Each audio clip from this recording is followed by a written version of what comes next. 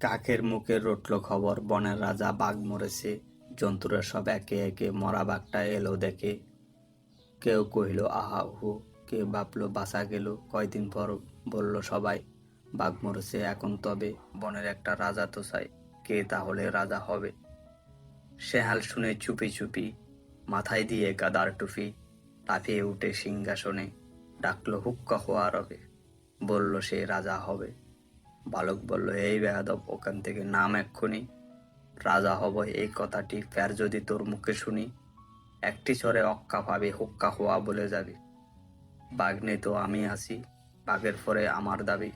নেকড়ে বলে, ভালোই আছো, করবে তুমি বালক নাছো, সিংহাসনে বসে আবার ভাবছো তুমি রাজাও হবে। আমি হলাম বাঘের ফিসে, আমার দাবি কমটা কিসে, আমায় রাজা করতে হবে। হায়না বলল, হাসাস নে আর, পিসি কোথায় ঠিক নে তার। এলেন উনি ফিসে মশাই, আমরা কোথায় যাই রে তবে, আমায় রাজা করতে হবে। বাদর বলল, ওরে হায়না, জুড়ে দিলি তুইও বাইনা, জানিস তো কেউ তোকে চায় না, বাগার দিয়ে ন্যাংসে চলিস, রাজা হব তুইও বলিস। আমি বানর অর্ধেক নর, বনবাসী বুদ্ধিজীবী, আমায় রাজা করতে হবে সব্বাইকে বলে দিবি।